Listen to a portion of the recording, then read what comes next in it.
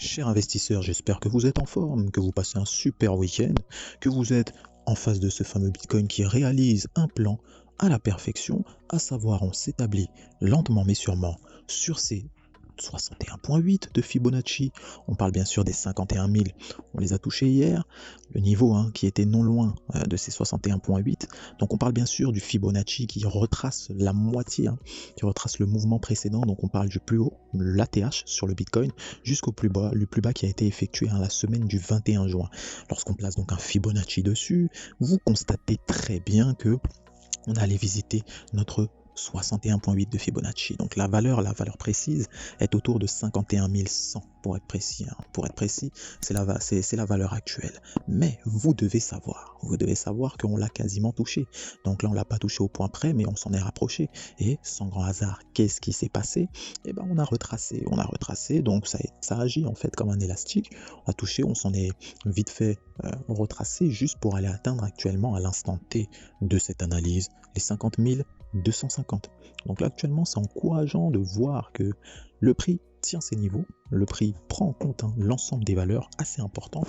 Donc en fonction de ce fameux mouvement précédent dont on parlait, on va voir actuellement quels sont les objectifs du jour, l'analyse qu'on peut en tirer, les dynamiques qui peuvent venir. On va voir tout cela en détail. Donc on retire d'abord Fibonacci, on le retire, on va se concentrer sur l'action du prix en unité de temps journalière pour le coup. On va en daily, on zoome tout cela et qu'est-ce qu'on aperçoit? On aperçoit que notre journée d'hier, elle ressemble manifestement à un chandelier qui a fait pas mal de chemin, ok? Enfin, pas mal de chemin à la baisse comme à la hausse, on l'a spécifié. Ceux qui n'étaient pas au courant, il faut savoir qu'on était précisément dans une de ces zones de compression. Je pense que vous pouvez bien l'apercevoir, là, c'est assez clair, c'est assez évident. Une zone de compression dans laquelle on était, donc on semble vouloir casser à la hausse. On semble vouloir casser à la hausse cette fameuse zone de compression. On peut la schématiser si vraiment vous n'êtes pas à l'aise. C'était toute cette zone de compression là, ok? D'accord? C'est un petit range. D'accord, un petit range dans lequel on évoluait et on a spécifié d'ailleurs ceux qui n'étaient pas à l'aise avec le fait de trader les ranges, ça pouvait tout simplement se comprendre dans le sens où il fallait dans un premier temps ne pas trader et attendre la résolution de ce fameux range. Donc là actuellement on semble vouloir s'en extirper à la hausse et c'est en somme un bon point, d'accord? Un bon point parce que ça nous ramène donc sur les niveaux qu'on attendait, les hauts de marché. Actuellement, donc on est sur des hauts de marché. Qu'est-ce qu'on pourrait attendre? Qu'est-ce qui saute aux yeux? Qu'est-ce qui semble le plus évident en termes de plan lorsqu'on a ce type de configuration? C'est tout simplement une attente d'un retour sur le haut de cette ancienne zone de compression pour tenter un rebond. Ça semble assez clair et évident. Pourquoi? Tout simplement parce qu'on est dans une tendance haussière. On ne va pas chercher de la vente. On attend tout simplement des points d'appui pour permettre au prix de mieux sauter, de mieux continuer son enjambée haussière. Donc en somme, c'est ce qu'on va chercher. Si on s'attarde maintenant sur nos indicateurs, indicateurs nous montrent encore une fois que c'est assez dégagé. Le prix semble vouloir reprendre sa tendance, assez clair, très loin du nuage. On le répète, c'est signe d'une bonne tendance bien établie. Également, les Tenkan Kijun, on s'en éloigne de plus en plus. Donc ça montre la force acheteuse actuellement dans laquelle on est. On va prendre en compte ces infos et on va aller bien plus en détail maintenant. Unité de temps 4 heures. Ce que l'on aperçoit, vous êtes informé. De manière plus précise, comme d'hab, on voit la résolution haussière de cette zone de compression. Cependant, on l'a spécifié, un rejet a été effectué. Un rejet a été effectué de manière claire et actuellement on a rebondi même sur le haut de cette ancienne zone de compression. Donc, pour être clair, pour que ce soit précis, ce que l'on attendrait, c'est un retour au niveau des 49 300. Ok, donc on est à 1000 points de ça. Donc on attendrait donc un retracement de 1000 points pour ensuite tenter un achat, donc c'est-à-dire chercher bien sûr des achats sur cette ancienne zone de compression. Donc on va de 49 300 à 49 000 globalement, si on tablerait sur un excès, et suite à ça, on essaiera de viser encore une fois le plus haut de la veille. Ça semble assez clair. Le plus haut de la veille, pour rappel, il est situé autour des 51 060 pour ce qui est du courtier Coinbase. Mais je n'en doute pas que sur certains courtiers, on a atteint ces 51 100. En somme, vous avez vu que le plan il est assez simple là pour le Bitcoin. On est sorti de cette zone de compression un peu légèrement à la hausse. Le tout c'est d'attendre que le prix respire un peu pour essayer de capter une nouvelle vague haussière. L'unité de temps 1 heure le montre également. De manière plus précise, vous le savez. ce que l'on a, c'est assez clair.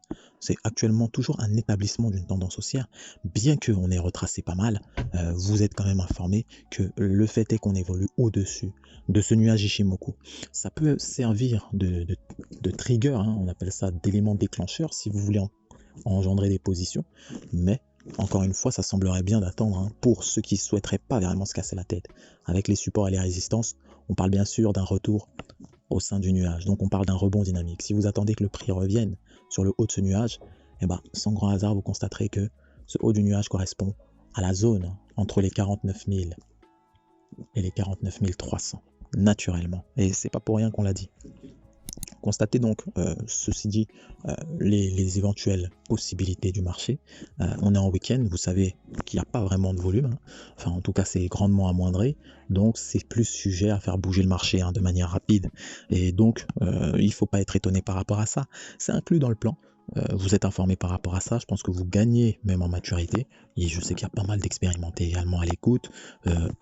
Pas obligé de trader tous les jours et encore moins le week-end. Donc vous avez vu que les plans là, ça semble assez clair.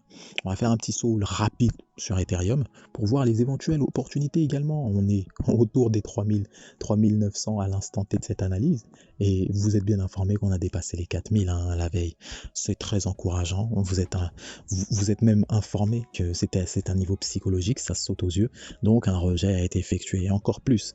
Imaginez-vous, le prix, ça fait pas mal de temps qu'il n'est pas allé sur les 4000. Naturel que quand il les touche une fois, il retrace un peu. Donc on retrace en unité de temps 1 heure, hein, durant la séance de 16h à 17h. Bon, il faut savoir qu'on a clôturé sous une forme de marteau inversé. Et ensuite, bon, petit retracement. Pour ce qui est d'Ishimoku, on commence à faire une sorte d'oscillation autour de la Tenkan. Et en plus de ça, on semblerait vouloir consolider tout simplement. On consolide autour des 3900. C'était la zone charnière, hein, la zone charnière que le prix attendait. Il faut également noter, même qu'en unité de temps 4 heures, il y a pas mal de choses intéressantes.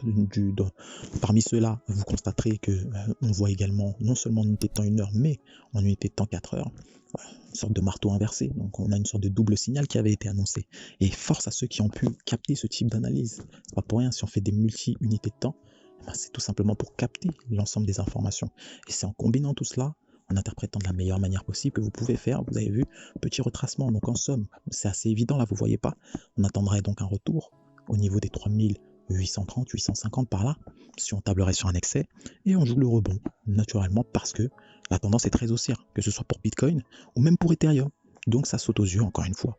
Vous êtes bien informé également que l'unité de temps journalière nous montre une avalante, d'accord? On vient d'avaler la journée de consolidation précédente. Donc on parle bien sûr de la journée du 2 septembre. On l'a avalé correctement, ok? Donc là, on est en plein dans une respiration, un début de journée. On va voir, notre semaine, elle est pas mal, hein, pour Ethereum. Donc ça s'annonce bien, c'est le week-end, on est prudent et on prend soin du portefeuille comme d'habitude. Ceci dit, passez un bon week-end, hein. Prenez soin de vous, de vos finances, et quant à nous, on se retrouve à la prochaine. Bye bye.